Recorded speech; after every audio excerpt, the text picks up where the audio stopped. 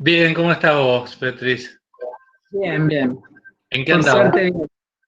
Estábamos tratando yo les estaba comentando que bueno, que nosotros sabemos que en el grupo grande y en cada comisión hay alumnos y alumnas con distintas trayectorias previas, podríamos decir, ¿no? Están quienes casi están terminando el CBC, otros que vienen de filosofía o antropología, otros y otras que a la vez son docentes, con lo cual ahí hay una trayectoria y hay una trayectoria laboral que está en este momento, ¿no? Desplegándose y que hace también a la recepción de la materia, ¿no? Que es un poco nuestra pregunta. ¿Cómo reciben ustedes las propuestas que hacemos? Ujú. ¿Y qué tenemos que ajustar en ese sentido? Está Porque bueno, está muy bien. no les llega, seguro que no les llega a todos y a todas de la misma manera. Desde ya, claro. Y ahí Pablo estaba contando que él es profe de educación física en primaria e inicial y que le preguntábamos qué implica dar la materia en este momento, educación física, y dice un bajón. ¿Cuál es Pablo? ¿Pablo Orgam? No. Pablo, no, Pablo Rosenfeld. Ah, ok. Pablo Ezequiel Rosenfeld, ahí lo veo. Ok. Y dice que para los de primaria se les hace muy cuesta arriba esta modalidad. Sí, sí, yo lo estoy experimentando en mi propia casa, viendo lo que ocurre con mis hijos, ¿no? Es decir, lo estoy viendo desde distintos lugares, como asesor educativo, por otro lado aquí con ustedes en la Facu es donde más cómodo me siento y más contento estoy. Y después lo estoy viendo como padre con mis chicos, digamos que es muy complejo. Y la parte de educación física es un capítulo verdaderamente, ¿no? Porque, porque son esfuerzos enormes a través del Zoom para poder transmitir algo, para hacer algo con los chicos y la verdad que es muy complicado, muy difícil, muy difícil. Y con respecto a nuestra materia, hasta ahora, ¿cómo van? ¿Alguien querría, no sé si hicieron algún comentario en estos primeros minutos o querrían comentar? Hubo varias aprobaciones así con el pulgar para arriba, pero te diría que nos faltan palabras. Bueno, pueden decirnos, sigan así, qué bueno. Necesitamos críticas así de constructivas. No, no, realmente me parece que es Así que interesante tener bueno. la posibilidad de ir evaluando, de ir viendo qué cosas ajustar, qué cosas podemos, porque para nosotros es algo totalmente nuevo, es decir, tuvimos la experiencia del primer cuatrimestre, ¿no es cierto? Pero aún así sigue siendo muy nuevo, así que la estamos construyendo juntos, ¿no? A mí en particular me sirve muchísimo el hecho de que suban videos y que las clases estén grabadas, porque con el tema de la pandemia, el trabajo y todo, se me complica.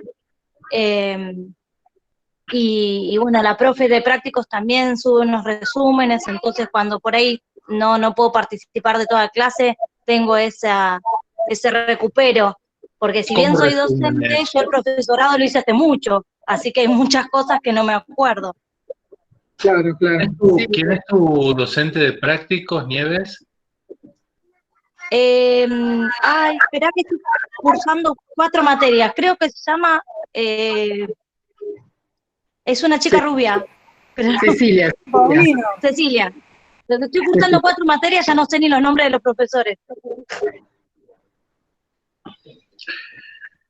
Bueno, Bueno, la intención original justamente, ustedes saben que nosotros nos encontramos en la universidad pública y tenemos que considerar desde ya una diversidad en relación a las posibilidades de continuidad respecto de estas plataformas. Originalmente era todo el material planteado de manera asincrónica, pero fue surgiendo a partir de los propios estudiantes el deseo y la necesidad de hacer algún tipo de actividad sincrónica, vale decir, con todos reunidos en un determinado horario, para clases teóricas, para clases prácticas, pero nosotros siempre estamos considerando la posibilidad de aquellos que a lo mejor, como vos, Nieves, por ahí no tienen, o sea, por razones laborales, o porque no cuentan con un dispositivo propio, o con conectividad en el momento de las reuniones, o con dispositivos que se comparten con otros integrantes de la familia, en fin.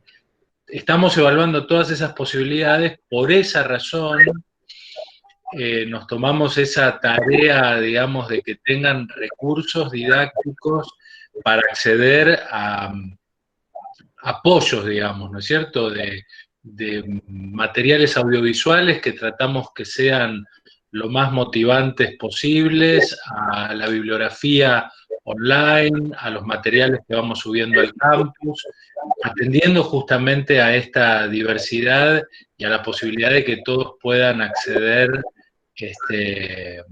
a estas clases y a estos materiales, aun cuando no pudieran conectarse sincrónicamente, ¿no?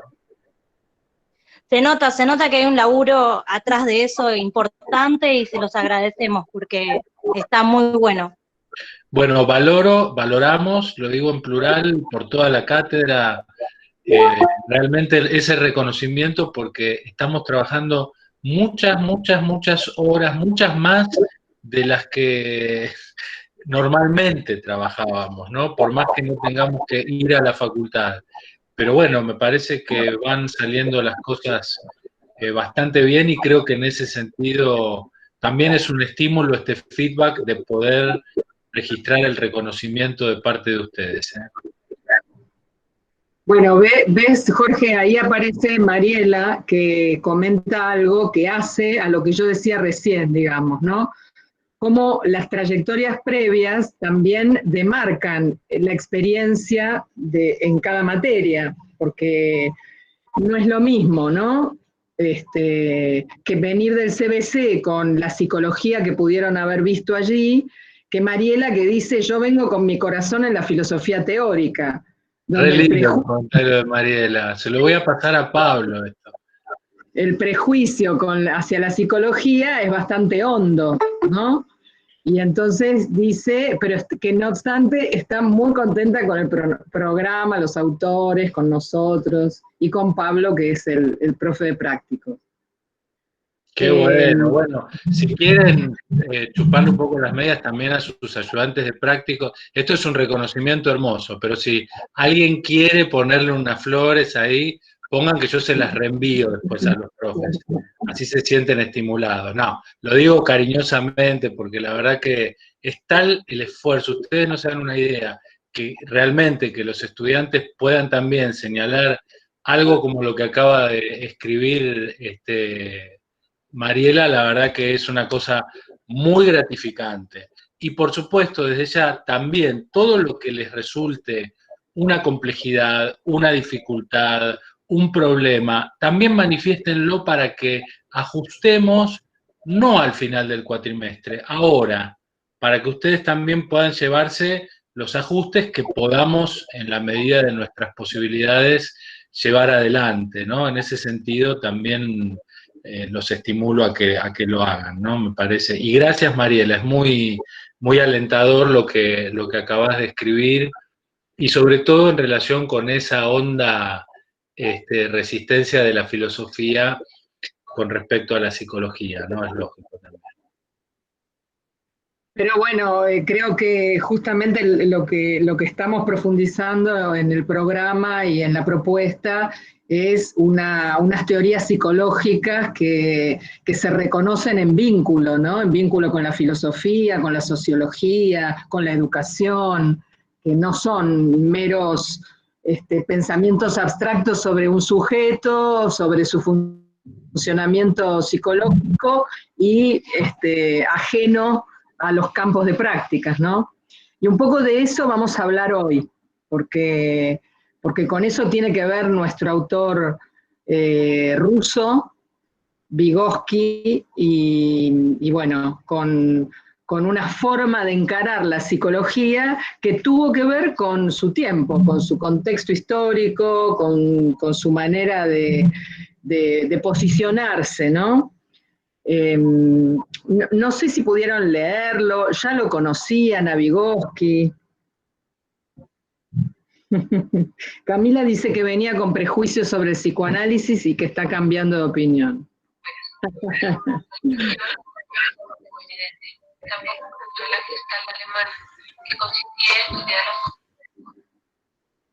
Pensé que alguien quería hablar, intervenir. También les digo, me encantaría escuchar a alguien que está viniendo del CBC. Por ahí, bueno, Daniel, vos ya tenés experiencia, pero digo, ¿cómo se experimenta entrar a la facultad y atravesar, digo yo, por mucho que trabajemos, las teorías psicológicas de la subjetividad son complejas, son pensamientos con muchas articulaciones, con con idas, vueltas, con revisitaciones, incluso no es lo mismo, no se puede decir en singular el psicoanálisis o la teoría sociohistórica o la psicogenética. Entonces, nos preguntamos también en la cátedra cómo transmitirles para que se entiendan las teorías, pero que a la vez no se banalicen, ¿no? Que no queden como meros instrumentos, y ustedes como licenciados en ciencias o como profes, bueno, van a echar mano, pareciera, de un instrumento que les dice sobre lo que es un sujeto o una subjetividad. Justamente no, me parece que no se trata de eso, ¿no? La materia. No se trata de eso y tiene como una cara múltiple, ¿no es cierto? Porque por un lado, nosotros estamos ubicados dentro de un programa curricular de la carrera en que a su vez tenemos que ayudarles a pensar con una mirada crítica en relación con la subjetividad y simultáneamente darles los elementos para introducirlos en los pensamientos de distintas teorías psicológicas con conceptualizaciones que atraviesan a distintos autores, la introducción al pensamiento de esos diversos autores que han hecho escuela, teorías que van conformando líneas y posiciones diversas y que a su vez van a brevar de estas bases, de estos fundamentos en varias materias que van a continuar su formación de grado en Ciencias de la Educación. Así que por eso creo que también involucra la complejidad, digamos, de nuestra tarea en esta materia, ¿no? Joana dice, yo justo viendo uno de los videos este finde... les quiero decir algo de los videos, y particularmente Camila, que decía que ahora le gusta un poquito más o fue en contra de sus prejuicios, no sé dónde está Camila, me gustaría verla, con el psicoanálisis. Hay un teórico que nos habíamos confundido, creímos que lo habíamos subido, donde están los 3 ensayos de teoría sexual. No dejen de mirarlo, por favor, en la clase creo que 4 es, 3 o 4. No dejen de mirarlo porque lo subimos la semana pasada, donde hacemos una introducción, una apoyatura a todo el material que hemos dado, de 3 ensayos, y en el mismo teórico yo hice una ampliación a lo que es un poco, por ahí les resulta un poco ñoño, pero digamos, a los fines didácticos el objetivo era como ubicarlos, digamos, en muchos textos de las conceptualizaciones de Freud sobre cómo él piensa y organiza a partir de la idea de pulsión la evolución psicosexual de la libido de acuerdo a modos de satisfacción y de acuerdo a cómo se va modificando ese objeto, esas zonas, digamos, que va conceptualizando. Entonces está desplegado todo eso en un teórico que es una apoyatura que me parece que les puede resultar interesante como para conocer un poquitito más de esas ideas, ¿no? Pero vuelvo a lo que decía Joana. Yo justo viendo uno de los videos este finde, le dije a un amigo con el que cursé psico en el CBC la diferencia. Me encanta cómo explican detalladamente con tanto ejemplo y entendiéndose todo a la perfección. Bueno, escúchame, esto es espectacular. Toda la perfección es mucho, pero igual lo agradecemos. Nos están idealizando ahora ya, nos fuimos del otro lado. Todo bien. Gracias. Catalina dice, yo estoy terminando el CBC y esta es la primera materia que estoy cursando en la carrera. Y me está encantando la materia, me sirven un montón las clases y los videos para comprender la bibliografía. Tengo los prácticos con el profe Mariano, que también es un genio. Bueno, buenísimo, buenísimo. Y Lucía deja el video ahí, él deja el link del video que decís, Jorge. Lo pone ahí a disposición. ¡Ah, qué bien! Sí. Pero bueno, el video, este es el video... El tuyo, el que acabas de mencionar, el de 3 ensayos. Espectacular, muy bien, muchas gracias, buenísimo. Lo que va a estar bueno es porque ustedes saben que en muy poquitos días, entiendo que el miércoles a la noche ya les vamos a estar acercando una consigna para nuestra primera evaluación, ¿sí? Nuestro primer parcial. Con lo cual van a tener que revisitar todo lo que estuvieron viendo, haciendo, pensando, ¿no? En esta parte de la cursada. Después ya, cuando vean la consigna, van a ver que seguramente vamos a disponer una parte que va a poder realizarse en forma más grupal, otra parte más individual, pero queremos recuperar justamente esta idea de que las trayectorias son singulares, cada una de ustedes está llevando adelante un proceso que es irreemplazable, que no se compara al de un compañero o compañera, pero que a la vez es posible articularlas como una trayectoria en común, ¿no? Por eso queremos apelar a un aspecto más grupal. Y luego del parcial vamos a empezar una segunda parte de la materia en donde las teorías psicológicas nos van a empezar a ayudar a pensar determinados problemas educativos, ¿sí? Cuando digo problemas educativos no estoy diciendo un problema en el sentido de, uy, ¿cómo me saco esto de encima? ¿Qué obstáculo en mi vida o en la vida de la escuela o lo que fuera? Sino un problema en el sentido de un eje que actualmente está atravesando, ¿sí? Las trayectorias educativas, la escolaridad, la manera de pensar las subjetividades allí, y queremos avanzar en ese sentido, ¿no?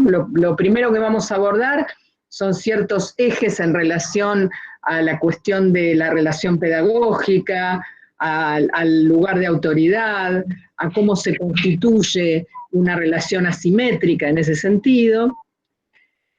Y después vamos a seguir fuertemente con el tema de la educación sexual integral y la perspectiva de género, y qué nos implica hoy, incluso a nosotros como cátedra, repensar las subjetividades con la clave del género, ¿sí? Una temática que no puede estar ausente de nuestro pensamiento hoy, ¿no? Incluso como desafío para volver a pensar alguna de las teorías que nosotros mismos enseñamos, ¿no? Porque Freud no estudió el género, todavía no existía la teoría de género.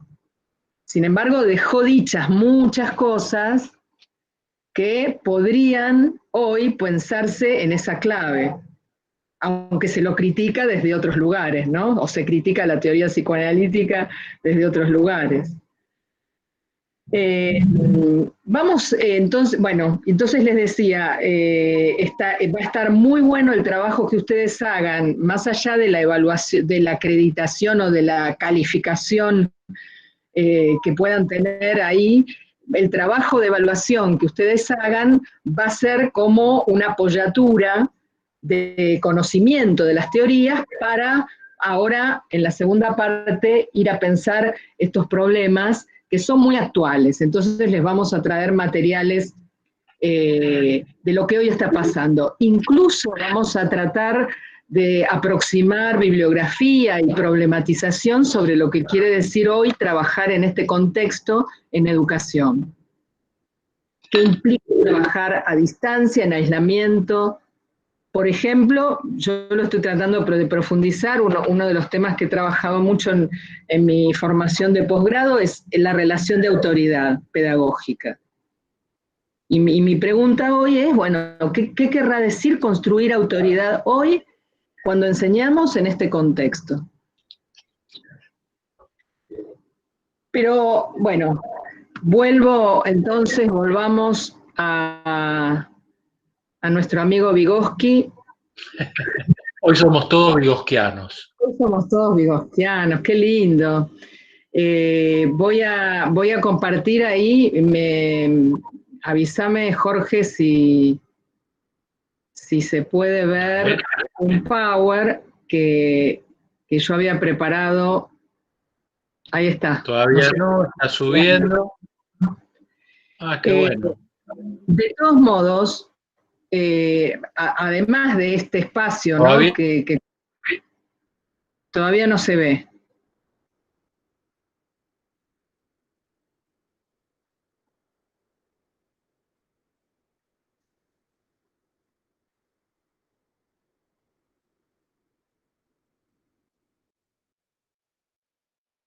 Ahí, Jorge.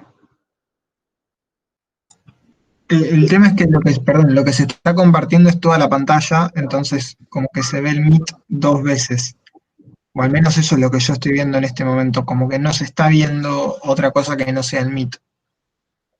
Ah, perdón, a ver. Entonces, debo ser yo que no lo estoy haciendo bien. Voy a ver si lo puedo compartir. Compartiste otra pestaña, Beatriz. Con una pestaña de... Ah, acá está, a ver. Teórico Vygotsky.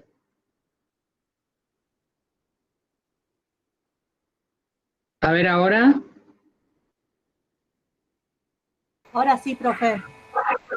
Ok. Bueno. Ahora ponelo en presentar. Sí, ahí está, se está cargando. Bueno, de todos modos está en el campus la posibilidad de ver también la clase sincrónica del cuatrimestre pasado, donde hicimos este recorrido, ¿sí?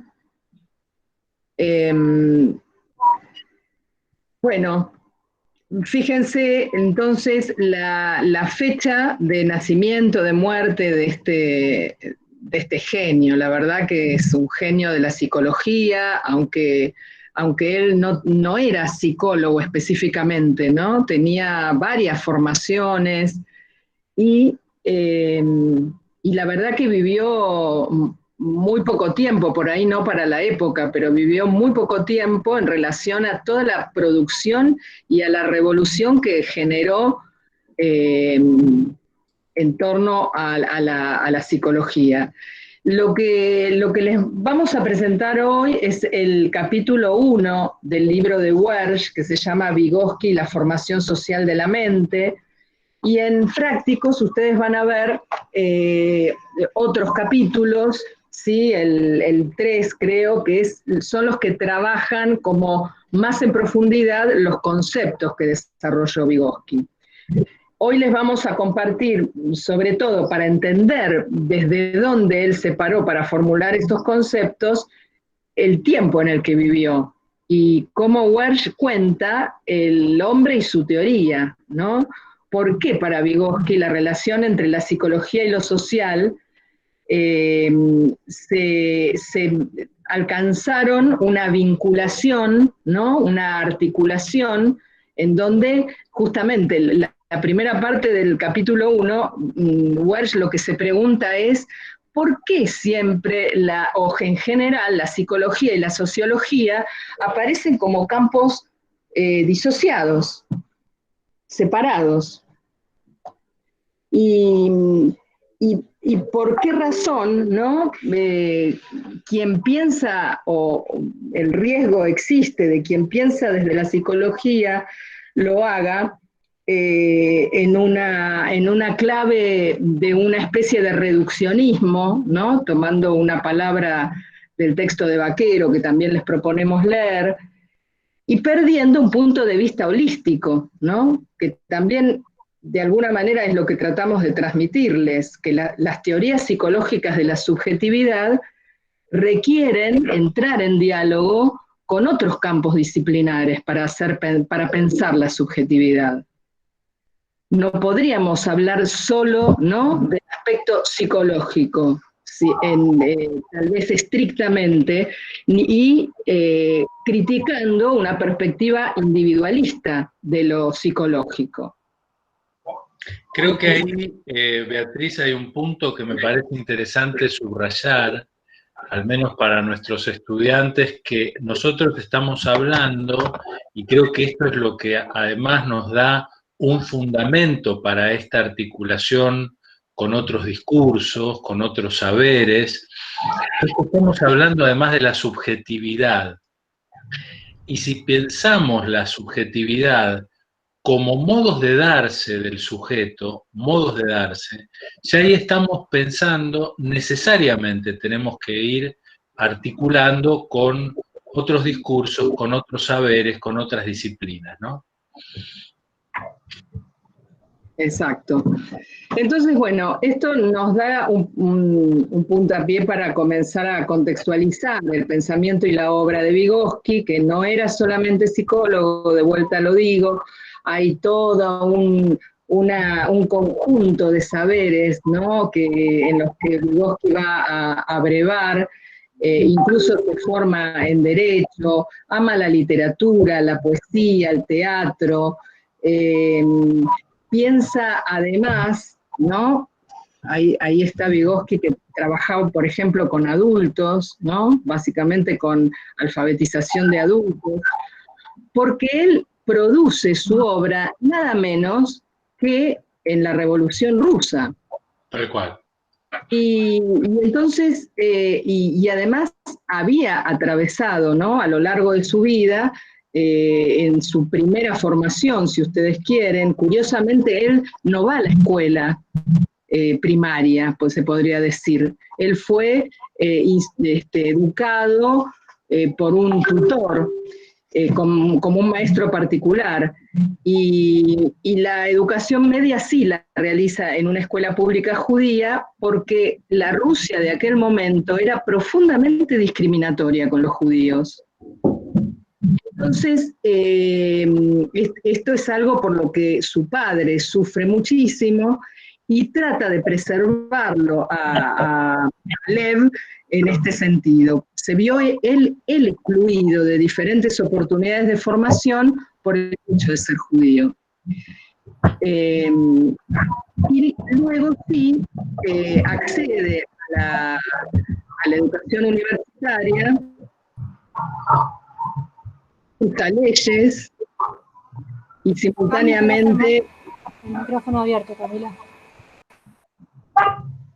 Simultáneamente, entonces, estudia filosofía, historia, literatura, psicología, idiomas, ¿no? Era como una especie de ávido del conocimiento, y eso luego va a tener importancia en su manera de pensar justamente la subjetividad. Aunque no, la subjetividad no es un concepto de su obra, ¿no? Sin embargo, ahora vamos a ver por qué razón podríamos decir que es un precursor del pensamiento sobre la subjetividad. Fíjense, hace una tesis doctoral en psicología del arte y lamentablemente se enferma muy tempranamente, y que es de tuberculosis, una enfermedad que lo va a tener a maltraer, lo van a tener que internar varias veces, pero va a volver a la producción y al mundo académico, y va a fallecer en 1934, ¿no?, muy, muy joven, con nada menos que dictando su obra Pensamiento y Lenguaje, que se va a alcanzar, que es uno de los textos centrales, que lo va a terminar dictando y publicando, se lo van a publicar recién después de su muerte. Les decía que es bien importante comprender entonces el contexto en el que él produce, ¿no? Porque fíjense que en plena Revolución Rusa se genera un cambio político y de los problemas que aparecen, ¿no? En la sociedad rusa y los requerimientos de las distintas producciones científicas que van a hacer que su psicología esté pensada en términos sociales. ¿Qué necesitan los sujetos, los individuos, ¿no? Podríamos decir en términos más de la época, para poder formar parte de una sociedad que está en transformación? En principio, la Revolución Rusa interrumpe, ¿no? un sistema de gobierno totalmente totalitario, que lo que tenía era una población ampliamente analfabeta. Entonces, claramente, él se introduce desde el Instituto de Investigación en una reestructuración de la psicología. Ya no era una psicología que investigaba sujetos y funciones aisladas, ¿no? Sino una psicología volcada a los procesos sociales y políticos. Trabaja con Luria y Leontiev, entonces, con un entusiasmo político revolucionario desde la psicología. Su perspectiva es marxista, el concepto de trabajo para Vygotsky va a ser también fundante de su manera de pensar los procesos psicológicos, por ejemplo, y es una psicología volcada a la práctica. Es una psicología que está teóricamente diseñada, pero para tener efectos pragmáticos, por ejemplo, en la reducción del analfabetismo, en la revisión de las diferencias culturales, en el trabajo con el retraso mental o los problemas de aprendizaje, y le va a dar prioridad, ¿no? a tanto lo educativo como a lo terapéutico, pero siempre pensando que ese proceso educativo y terapéutico nunca es individual, siempre es colectivo, siempre es con otros y con otras. Porque, claro, su proyecto de producción en términos psicológicos está enmarcado en un proyecto político, que curiosamente después, ¿no? Años después, como vimos en una de las líneas anteriores, va a ser motivo de restricción, va a estar prohibido durante muchos años en el régimen estalinista. Sí. Curiosamente se lo va a culpar de cuestiones que él criticaba.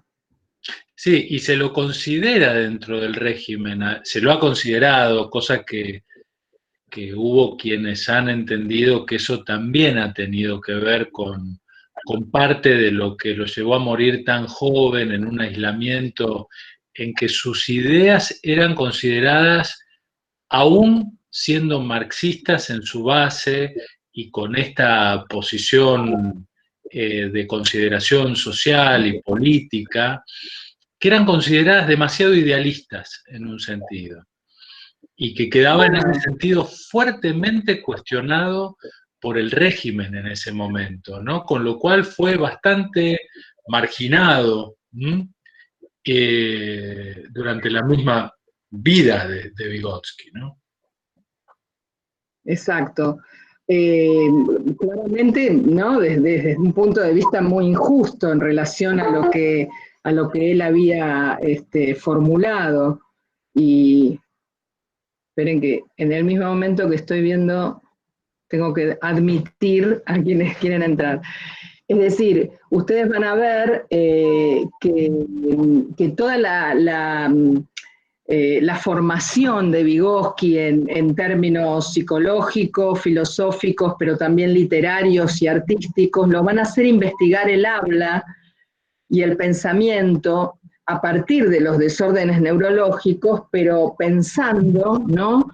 De qué manera los seres humanos construimos el lenguaje de un modo en comunidad, de una forma en la que los procesos psicológicos son compartidos con otros, ¿no?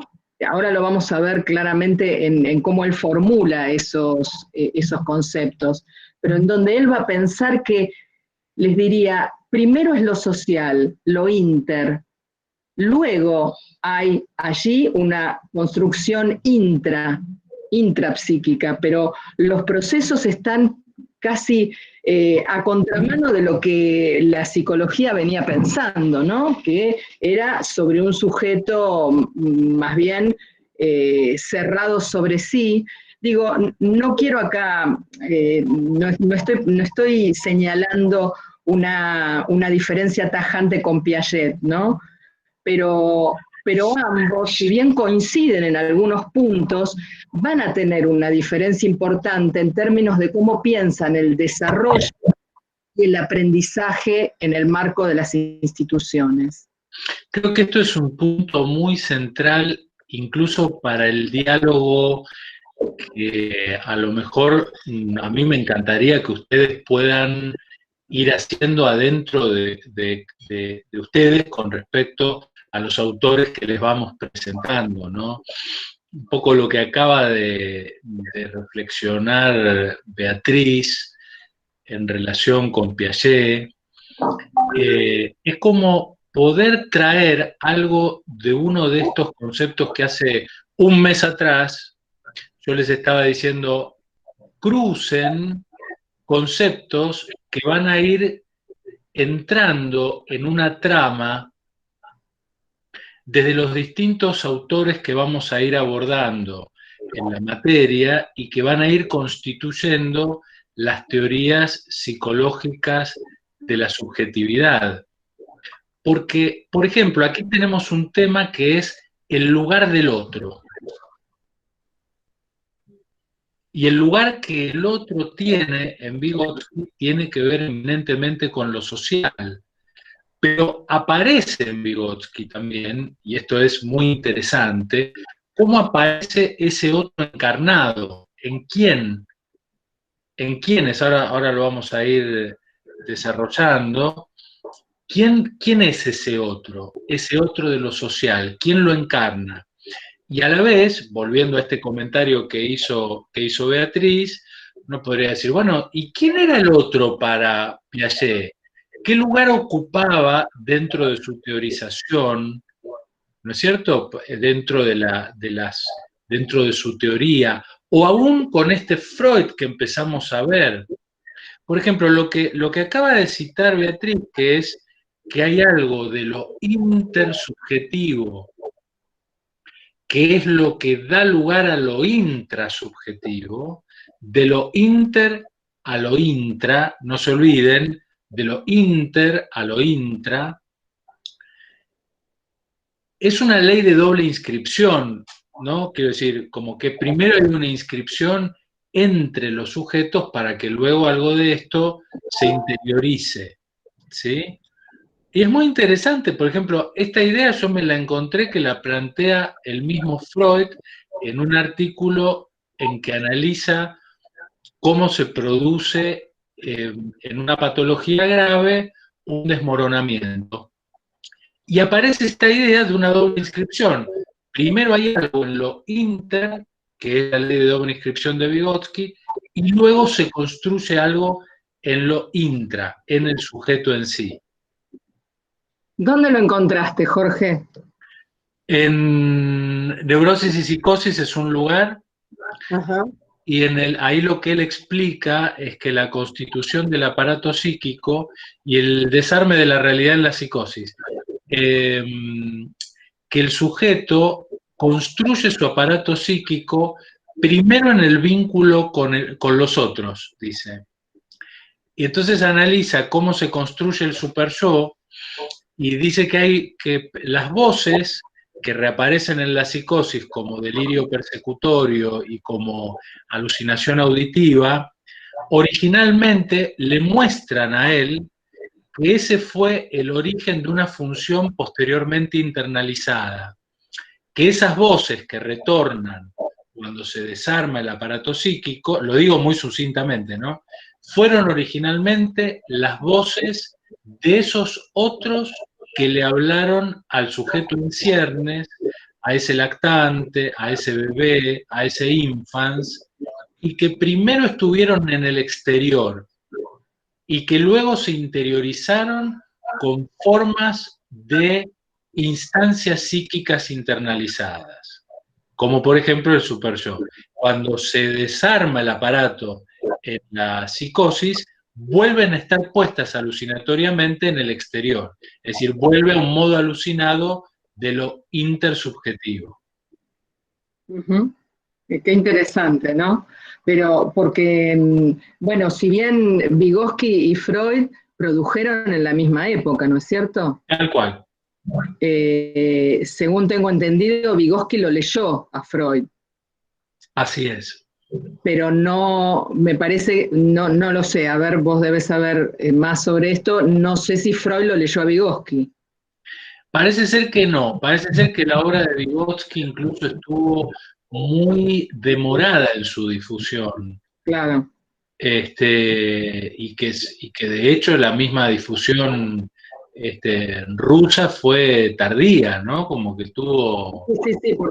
Sí, porque se publicó en realidad, creo que 30 años después de su muerte. Exactamente, con lo cual Freud ya había incluso fallecido, ¿no? Sí. Bueno, y en relación a Piaget, una de las grandes cuestiones que me parece que habría que situar es el lugar del contexto social para cada una de las teorías, ¿no? Piaget no lo ignora, pero para la teoría psicogenética es un segundo plano. Uh-huh. En cambio, para Vygotsky es fundante. Uh-huh. Está entre las condiciones de entrada del desarrollo psicológico. Para Piaget, el desarrollo es el que tracciona el aprendizaje, ¿no? Y esto lo vemos en el despliegue que él hace por los distintos momentos, las distintas etapas. Hay ahí una primacía del desarrollo que hace que el sujeto aprenda. En cambio, para Vygotsky es el aprendizaje, e incluso el aprendizaje institucionalizado, porque claro, él estaba pensando cómo desde las instituciones educativas era posible promover otra subjetividad, diríamos hoy, ¿no? Él no lo diría así, pero cómo se podía generar un sujeto alfabetizado, un sujeto, no sé, comprometido, ¿no? con su sociedad, etcétera, etcétera. Entonces, mientras que en Piaget el desarrollo antecede al aprendizaje, en Vygotsky es al revés.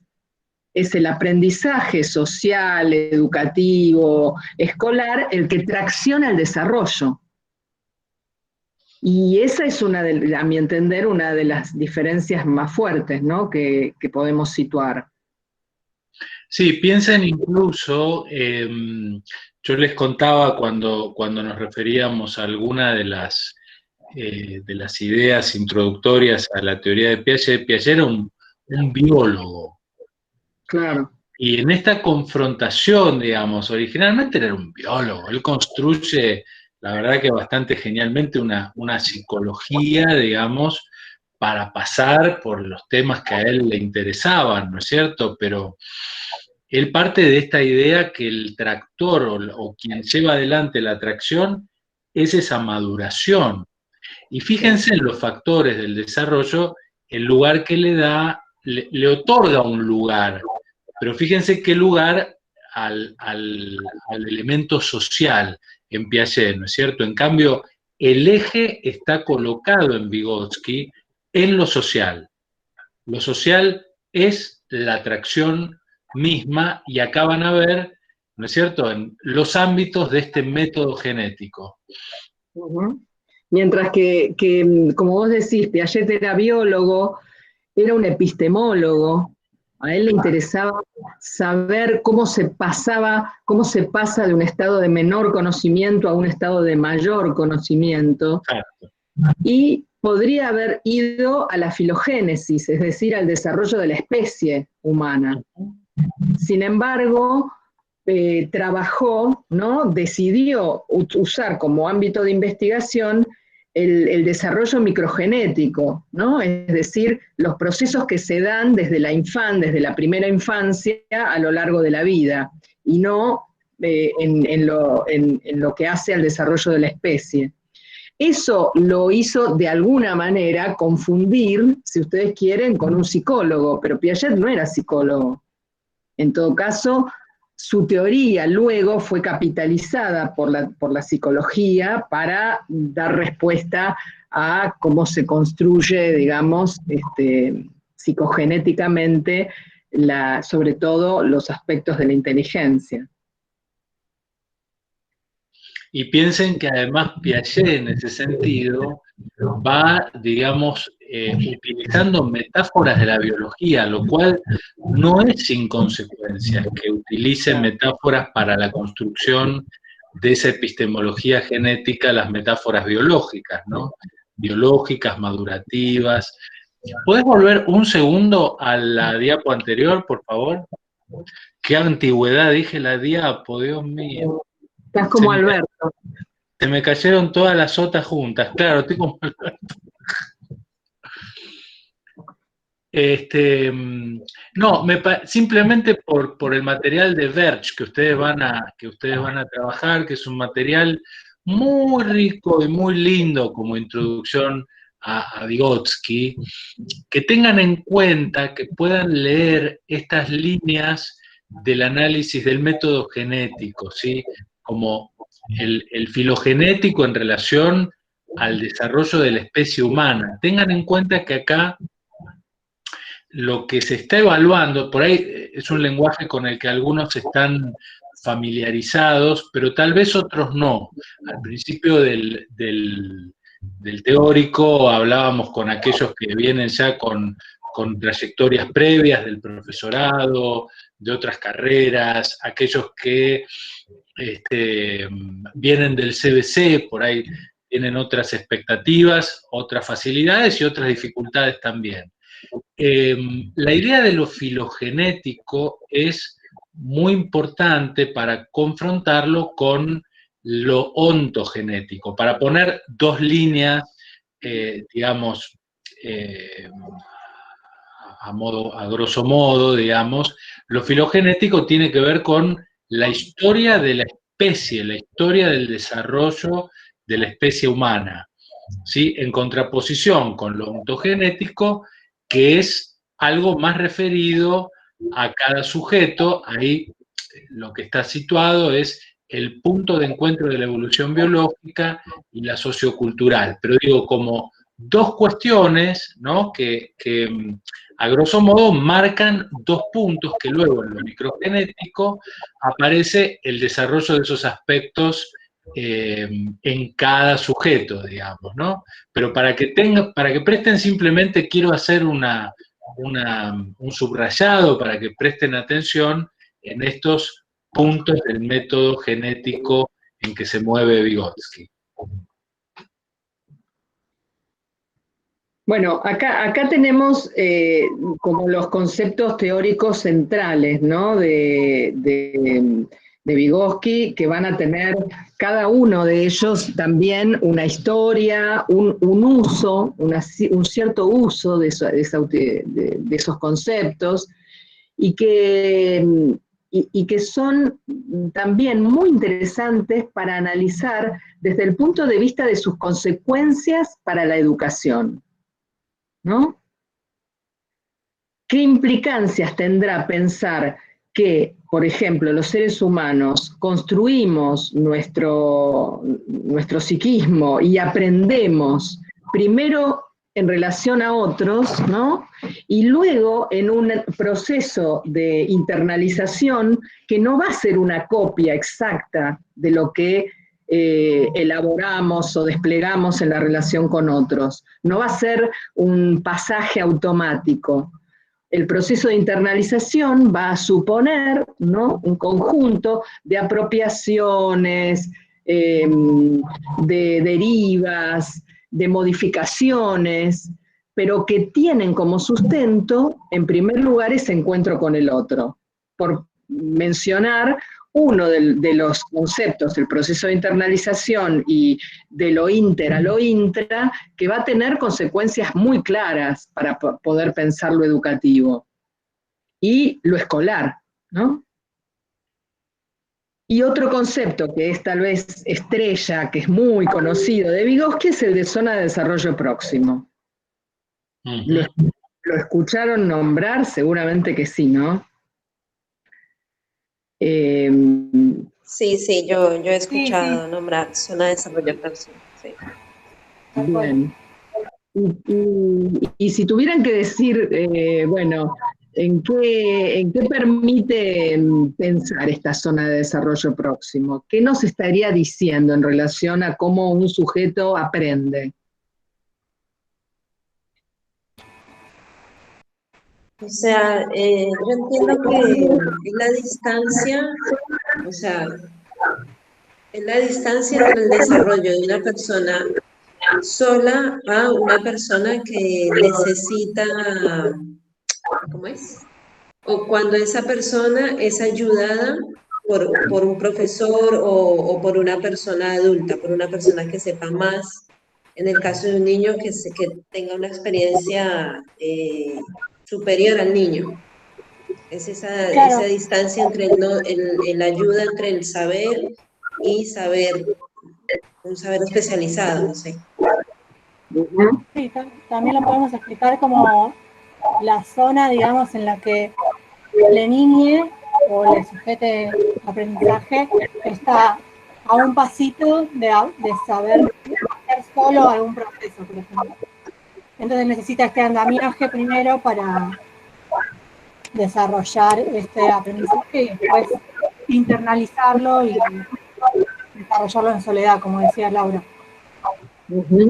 Como que tiene la potencialidad de desarrollar ese aprendizaje. Esa palabra es muy importante, Martina. Es una zona potencial. O sea, si tiene como determinados factores en esa zona de desarrollo, él ya cuenta con esa potencialidad. Vale decir, es una zona potencial de despliegue, de desarrollo, pero tiene una condición para que esa zona se active. Sería la diferencia entre estar con un otro y estar solo, vale decir, la zona de desarrollo próximo, también se lo van a encontrar en otras traducciones como zona de desarrollo proximal, es esa zona potencial en que un sujeto puede tener un logro en función de que esté con otro en mejores condiciones cognitivas. Pero esto en función de la presencia de ese otro, que no necesariamente es un otro legitimado como un profesor o como un maestro, puede ser un par, tiene que ser otro que tenga otros elementos para que esa zona de desarrollo proximal se pueda desplegar. Esto lo va a tomar posteriormente Brunner en su tesis y le va a llamar andamiaje, ¿sí? Ahí tenemos, estoy tratando de encontrar ahí. Sí, habitualmente definida como la distancia entre el nivel de desarrollo real y determinado por... ¿no? Y la potencial. Sin embargo, si ustedes leen sobre todo la primera parte del texto de Vaquero, del sujeto auxiliado, del individuo auxiliado al sujeto en situación, él hace ahí una crítica en relación a algunos usos de la zona de desarrollo próximo, donde lo que se considera se sigue manteniendo una unidad de análisis individual, como si yo les dijera, bueno, claro, hay alguien que sabe hasta un nivel determinado. Si yo lo ayudo, va a poder un poquito más. Pero ahí queda, ¿no? Como si fuéramos dos individualidades, una que sabe más, otra que sabe menos, una que ayuda a la otra, y ahí concluyó el aporte, digamos. Lo que está diciendo la zona de desarrollo próximo es que, en realidad, el nivel potencial tiene que ver con la implicancia en una actividad colaborativa, y que lo que podemos hacer justamente en los espacios educativos es promover zona de desarrollo próximo, intervenir sobre el nivel de lo potencial, crear diferencias, crear desafíos, abrir una brecha que no necesariamente está dada cuando yo digo, este sujeto sabe hasta acá, tiene un 6, no sé. Sino que poder pensar ahí la subjetividad como un espacio de apertura, un espacio en el que se va a dar un crecimiento y una mayor potencialidad según las zonas de desarrollo próximo que desde la enseñanza y desde las propuestas pedagógicas nosotros digo, quienes ejercemos la docencia, vamos disponiendo. Por lo tanto, una advertencia, la zona de desarrollo próximo también puede ser leída como un atributo individual, pero, Vygotsky no lo pensó de esa manera, sino que lo pensó como un sistema de interacción social, un sistema de mediaciones simbólicas. Para Vygotsky es muy, muy importante la idea de mediación simbólica. Creo que estaba en alguna filmina. Y los instrumentos de mediación. Todavía más antiguo, filmina todavía es anterior, muchachos. Sí. Entonces, fíjense, yo diría, Vygotsky rompe con esa idea de sujeto cerrado moderno, ¿no? Cerrado sobre sí, autoconsciente, formulado, capaz de alcanzar un determinado nivel por sí solo y, en todo caso, si alguien lo ayuda, potenciarse. No, pareciera que lo que nos propone Vygotsky es que todo el tiempo los sujetos, las sujetas, estamos en una interacción social, ¿no?, que nos ofrece estas mediaciones simbólicas que nos arman intersubjetividades en el marco de instituciones, con distintos objetos culturales, y todos enmarcados en un mundo de lenguaje. Son esas mediaciones las que nos van a promover esa potencialidad de la que habla la zona de desarrollo próximo.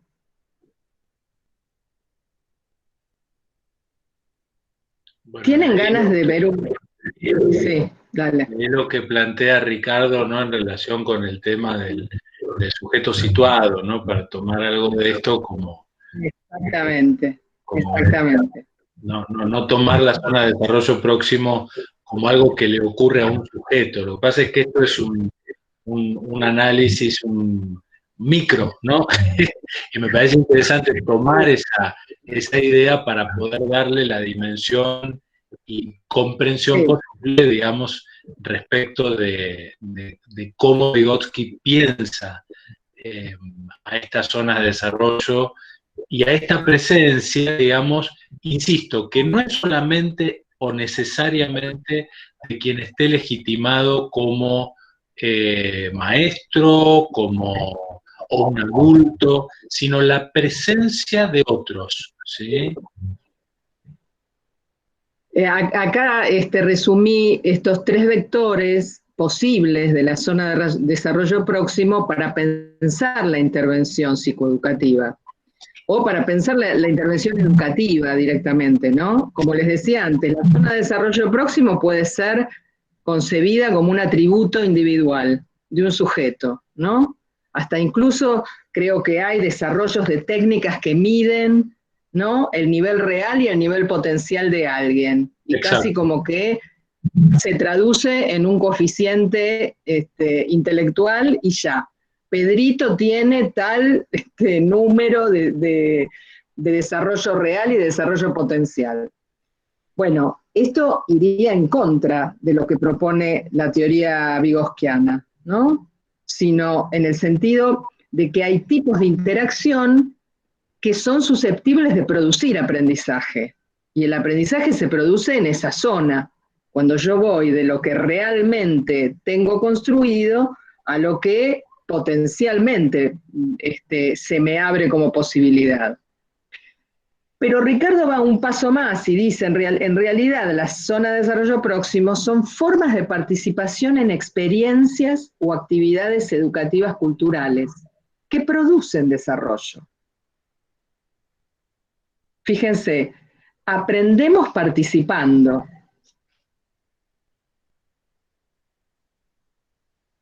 Qué pregunta para hacernos hoy, ¿no? Digo, en este contexto de aislamiento, de cada uno con su compu, ¿cómo pensar zonas de desarrollo próximo, por ejemplo? Bueno, Sí, dale. No, aún así me gustaba compartir con nuestros estudiantes algo de lo que hablábamos vos y yo en estas últimas semanas, Beatriz, que después de cada teórico nos quedamos charlando y pensando juntos qué ocurrió, cómo fue, qué nos pareció interesante, qué mejoramos para la vez siguiente, cómo anduvo ese teórico. Y algo que íbamos descubriendo que íbamos reflexionando, era que aún en esta situación tan inédita que nos estamos encontrando por estas plataformas, nuestros teóricos están teniendo algo que verdaderamente creo que hace, en un sentido, eh, bastante honor a las teorías de Vygotsky, en cuanto a que se van dando como con cierta lógica de foro. Que quizás hoy es una de las reuniones por ahí en que estamos planteando más puntualmente conceptos y se los estamos presentando, pero siempre venimos ejercitando algo donde tienen una intervención activa ustedes y donde por eso también les vamos preguntando qué leyeron, qué trajeron, cómo lo ven, y a partir de eso, este intercambio en donde aún con esta complejidad de estar trabajando a través de una plataforma digital, vamos encontrando un modo posible de interacción que con Beatriz le habíamos pensado, bueno, es como si fuera un foro, ¿no? Pero digo, donde se pone en juego mucho de estas interacciones. ¿No, Beatriz? Como parte de lo que veníamos hablando. Seguramente. Pero por eso les iba a proponer, si tienen ganas de ver, que veamos juntos y juntas el video de mi amigo Nietzsche. ¿Lo vieron? No. ¿No lo vieron? Dale, podemos poner. Son unos 10 minutos o un poquitito más, pero creo que vale la pena que lo veamos y que ustedes vayan tomando nota de qué les resuena de todo lo que dijimos hasta ahora con Jorge en relación a Vygotsky y el papel de los sistemas de interacción sociales en relación a el desarrollo, ¿no?, de la subjetividad, de la inteligencia en este caso. Bueno, lo vemos. A ver, si se ve bien, me avisan porque...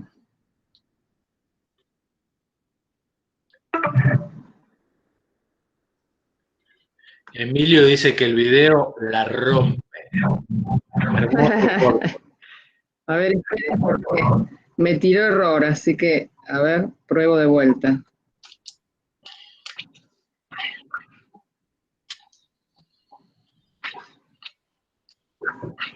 inglés. Si te vuelvo a tirar error, Soy de Suecia, de aquí, en el hermoso país. Empezamos con el inglés en la escuela. A los 2 años. idiomas y No, después eso no. Eso no, ahí está.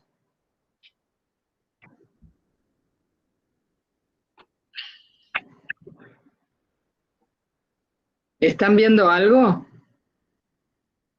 Está pausado. Está pausado, sí. Sí, tal cual. Ahí está, ahí está. Ahí sí.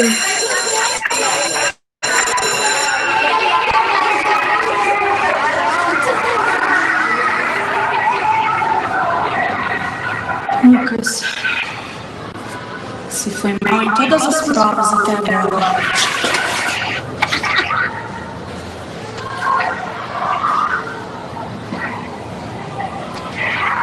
Você tem que ler mais. Ler de tudo que aparecer. Tem que treinar, viu? Se você não melhorar sua leitura, você vai ter que repetir de novo.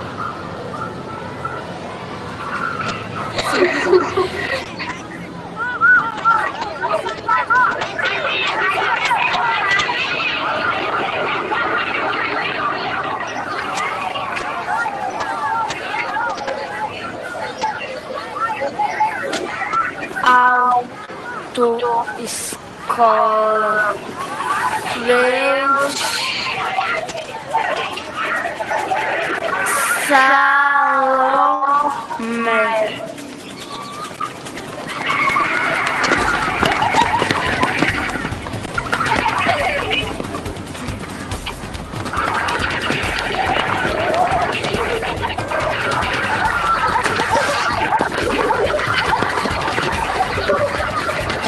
Não vos conformeis com esse mundo.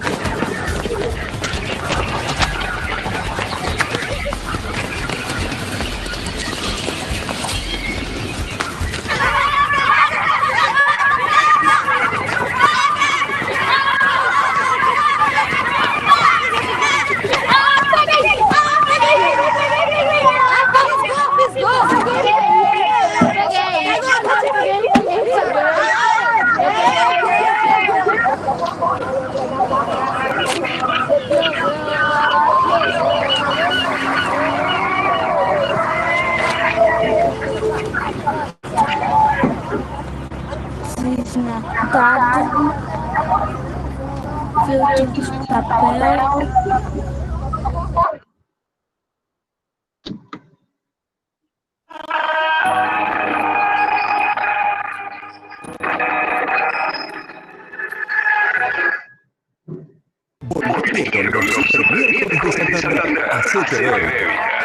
Queremos ayudar. Santander.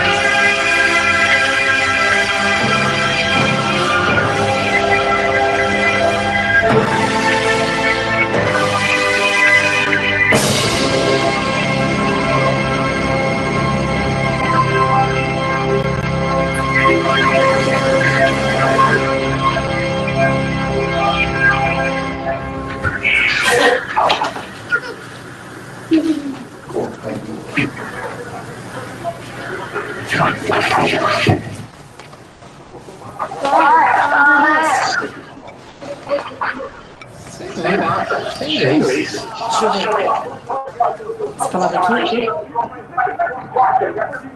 Isso aqui é inglês. Mas aquilo ali tá escrito brasileiro. E aqui fala de super-homem. Pois é, super-homem é estrangeiro. Aliás, tu não tinha uma prova de escola? Da escola? Tem motivo de hoje na escola? Como é que você foi?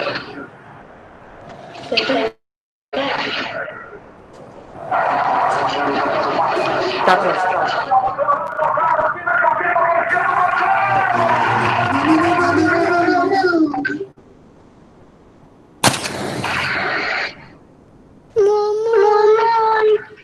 Calma, filha, já arrumei umas velas. Lucas. Por que, mãe? Arruma um papel para acender as outras velas. Escuta aqui, presta atenção, menina. Se tu reprovar, eu te cago. Entendeu?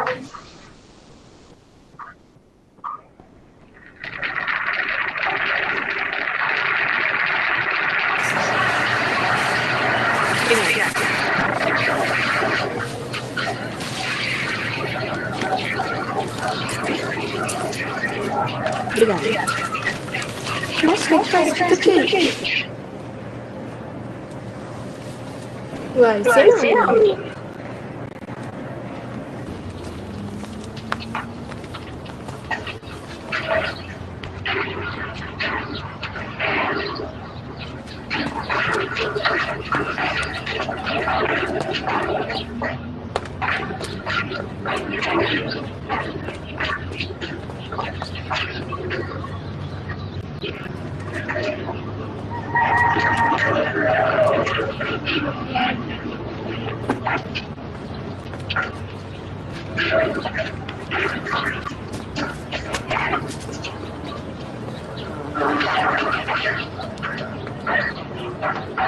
Meninos, vem cá. Esse livro é seu? Era meu. Você tá lendo esse livro, filho? Eu tava. Mas eu não consigo ler o nome da capa. Nietzsche. Foi ele que escreveu esse livro. É apelido, é? Não, é o nome dele mesmo. Mas esse bando de letra só fala Nietzsche? É porque esse cara é do Nordeste. Oxi, nunca vi ninguém do Nordeste com nome assim. Não é o Nordeste do Brasil, não. É o Nordeste da Europa. É da Alemanha. Da Alemanha? É. Da seleção de futebol? Isso mesmo, Esse filho. livro fala de futebol? Fala, mas só fala na última página. É, mas você não vai ler agora na última página, não. Você vai começar do início, pra você poder entender o livro direitinho, tá bom? Tá, Jorge.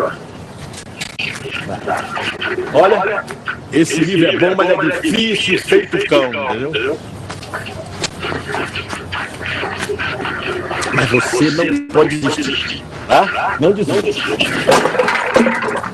E se você não entender as palavras, você sai feito um doido pelo mundo perguntando pra todo mundo, tá? Pra toda a gente, tá bom? Tchau. Tchau. Obrigado. Aos 30 anos, Zaratustra afastou-se da sua pátria. Variaram, porém, os seus sentimentos em uma manhã, erguendo-se com uma aurora. Aurora? Oi, dona. A senhora sabe o que é aurora? Aurora?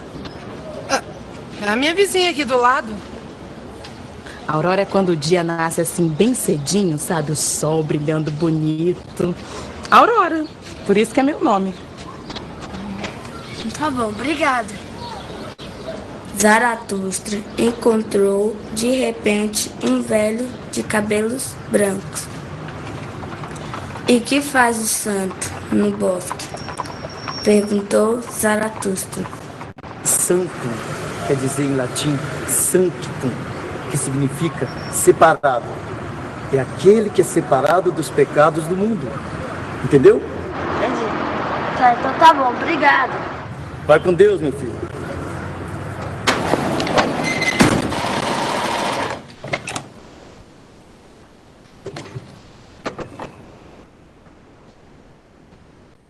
Zaratustra, porém, ao ficar sozinho, falou em seu coração: será possível que este santo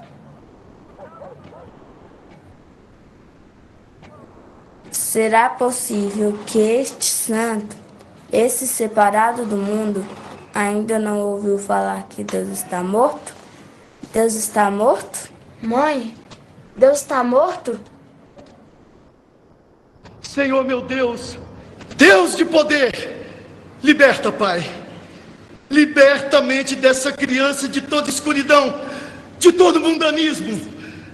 Liberta, meu Pai, liberta esse teu filho. Aleluia! Aleluia! Aleluia!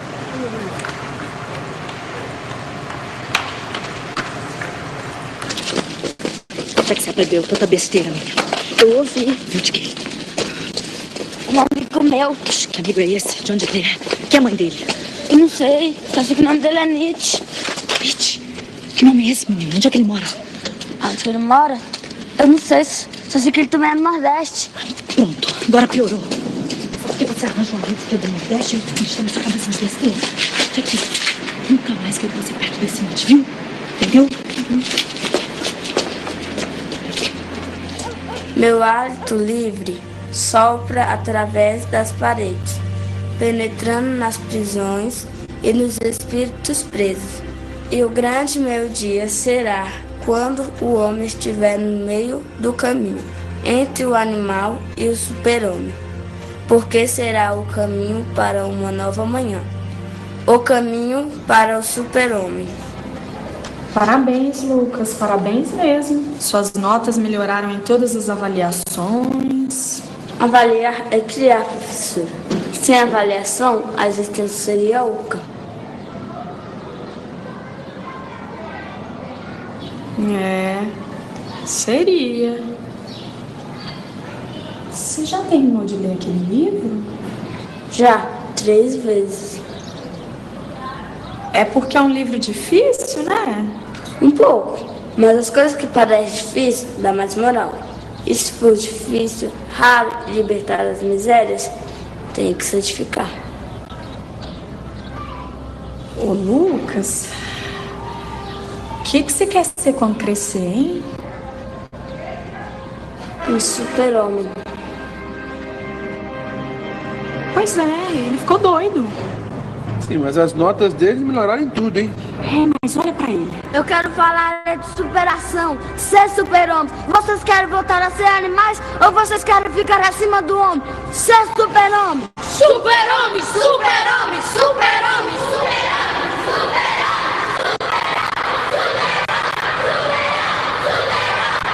Ele não é mais um menino, ele é uma dinamite.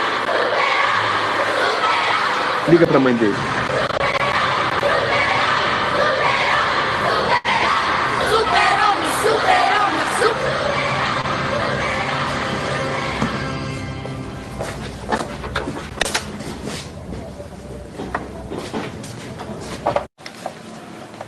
Mãe, cadê meu livro? A professora me ligou e me falou sobre esse livro. Eu mandei jogar lá no lixão.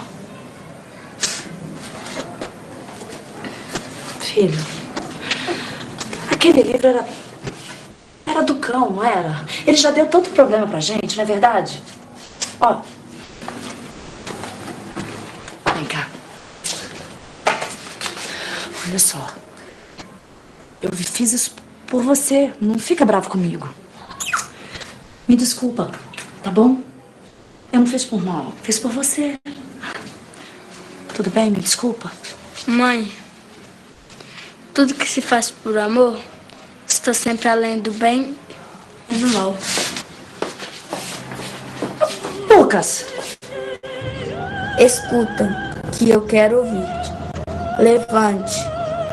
Escuta-me também com os teus olhos. E quando chegares a acordar, acordado ficarás eternamente.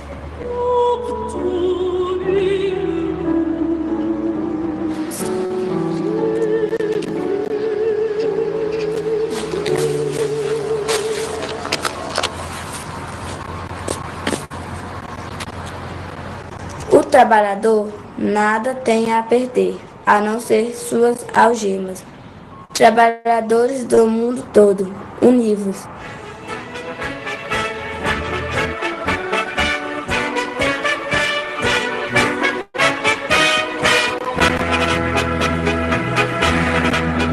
De pé, ó nós da fome, de pé famélicos da terra.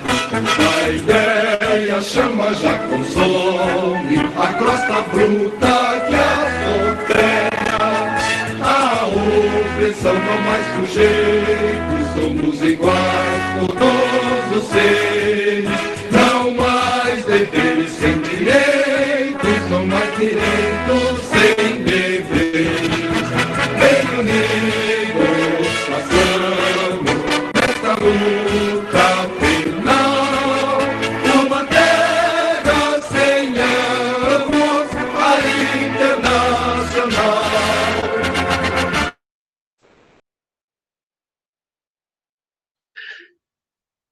Qué bueno, genial.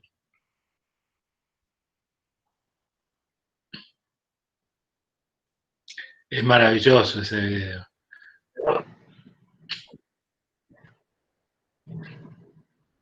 No sé si vieron los guiños, ¿no? Freud, Nietzsche y Marx. Bueno, pero ¿qué pensaron? A ver. Sí, los maestros de la sospecha. Tal cual.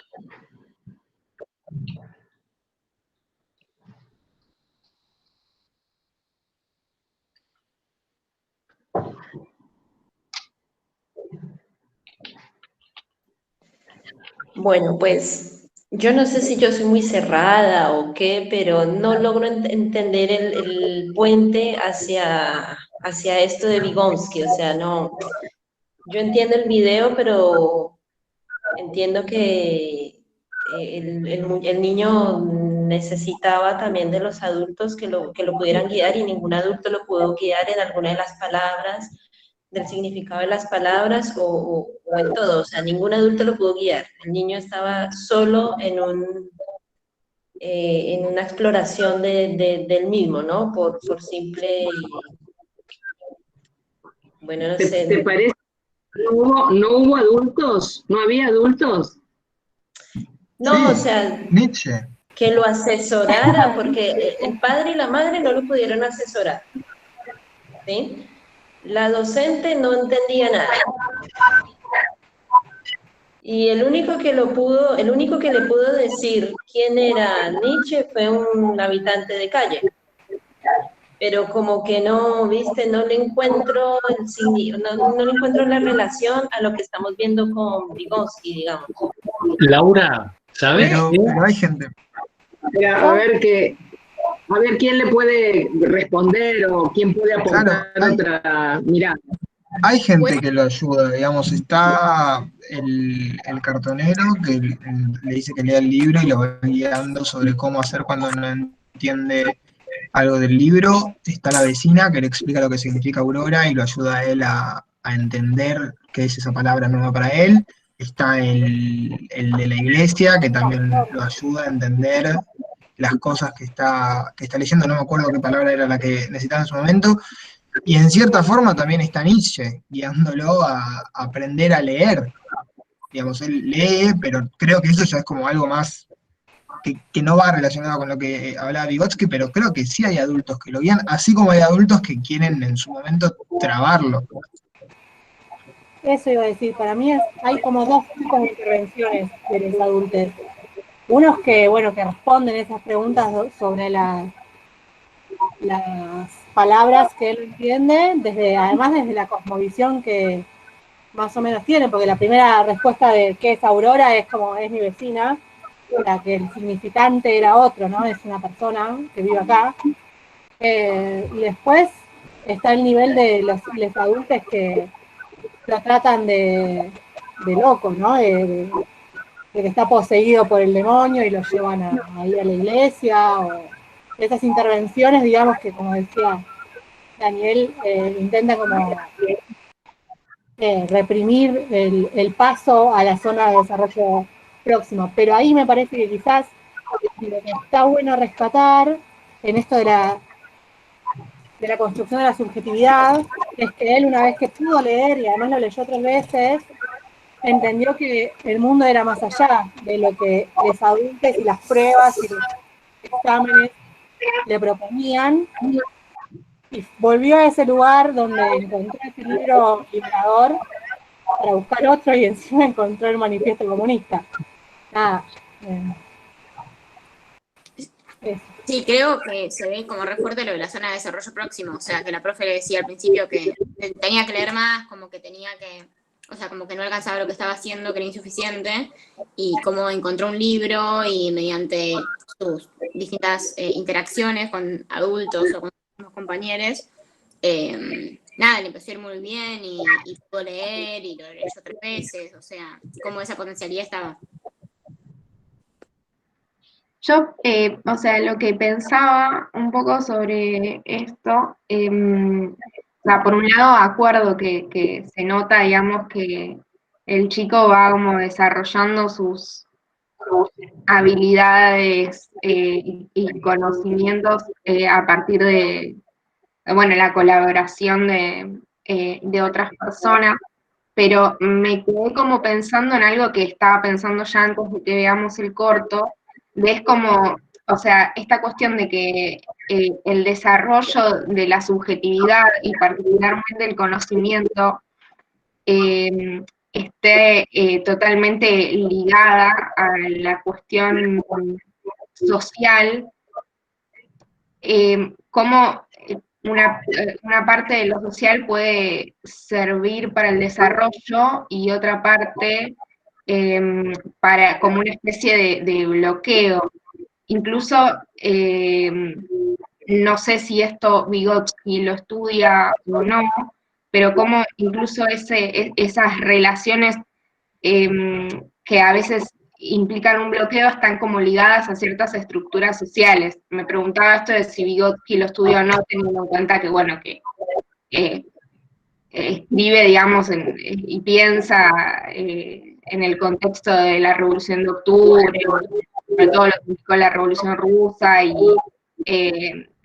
bueno, todo lo que ya vimos en el contexto del pensamiento de Vygotsky. Pero bueno, son como esas cosas que me quedaba resonando, porque lo pensaba también en relación con cómo se da el conocimiento en la escuela y ciertas cuestiones que afectan a la subjetividad y el desarrollo. Por ejemplo, ahora en lo más contemporáneo, qué sé yo, se me ocurren fenómenos que pasan en la escuela como el bullying o ese tipo de cosas que a veces, bueno, dificultan. En fin, era como que esos pensamientos y dudas me quedaban.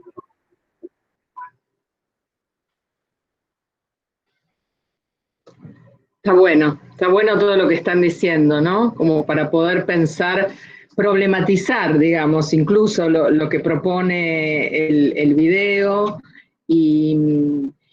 pero sobre todo desplazar la mirada del niño al sistema de interacción, diría Vygotsky, que lo aloja, ¿no? Que lo constituye.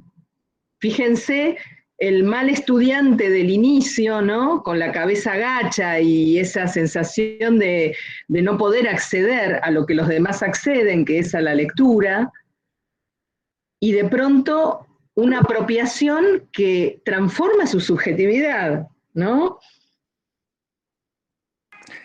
Perdón, algo yo que rescato muy bueno del video y que me parece que es lo que lo termina, como se dice, vinculándolo más con Vygotsky, es sobre todo el tema del final.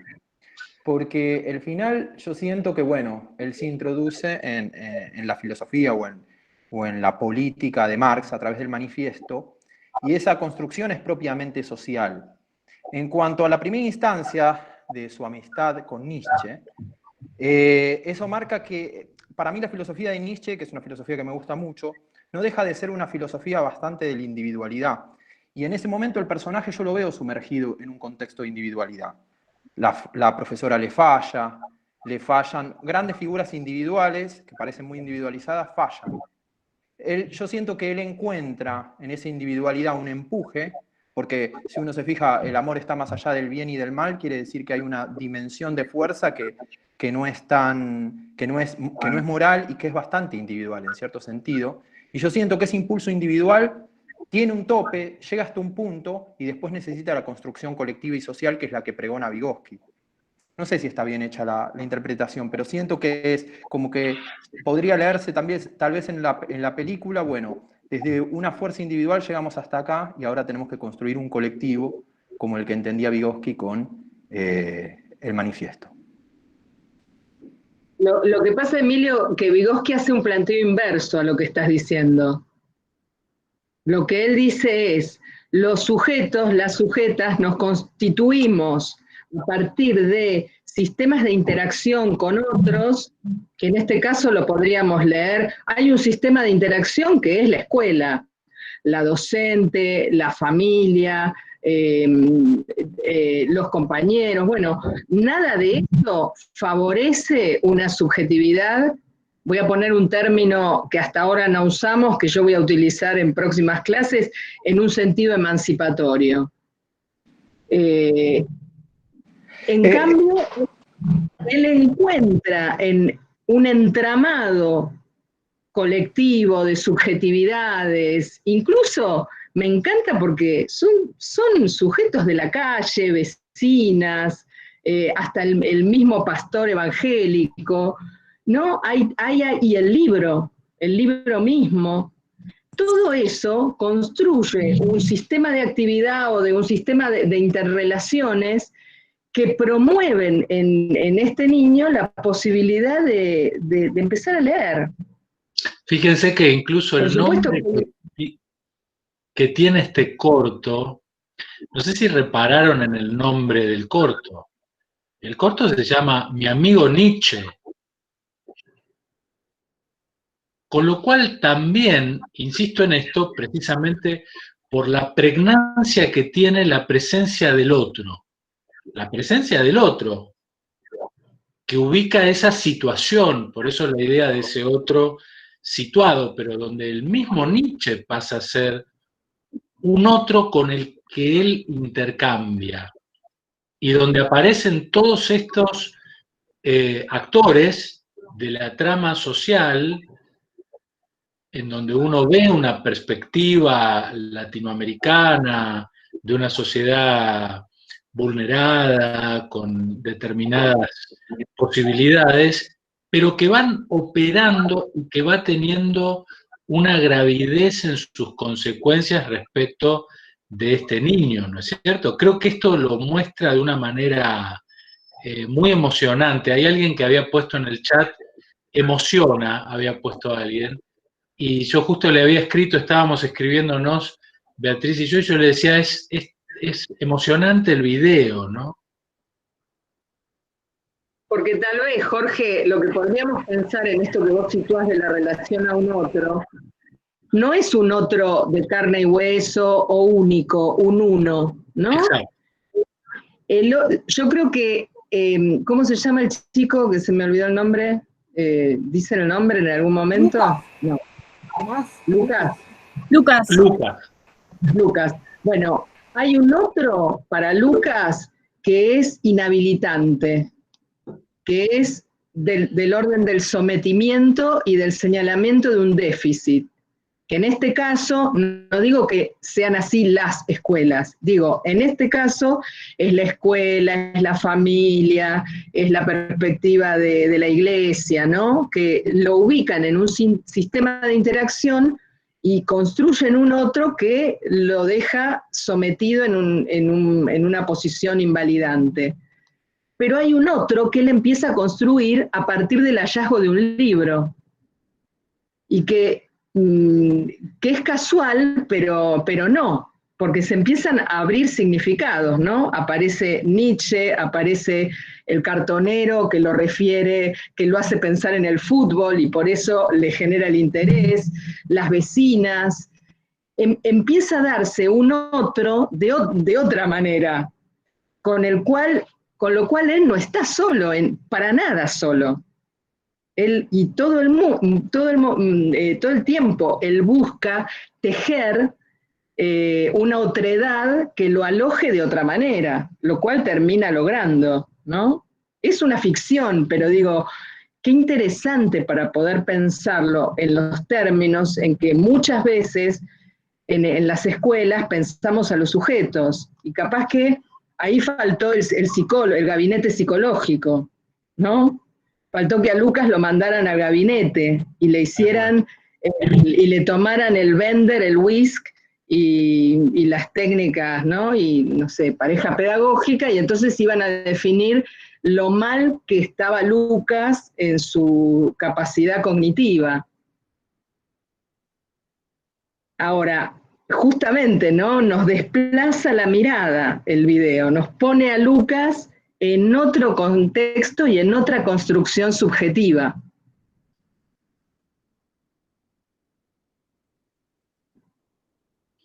Bueno, por ahí nos podríamos ir del teórico de hoy, al menos con este sabor, pensando algo de esto, ¿no? Con respecto a lo que estimula este material, todas las conceptualizaciones que fuimos introduciendo a lo largo de esta reunión y repensando, ¿no? En relación con estas categorías que Vygotsky plantea, con la complejidad que tiene para poder también abordar este tipo de materiales y cómo lo pensamos, poder ir un poquito más allá, a lo mejor de un otro concretizado, de un otro único, encarnado, sino cómo aparece esta dimensión que estamos invitándoles a leer en este material, en este video, de estas conceptualizaciones, ¿sí?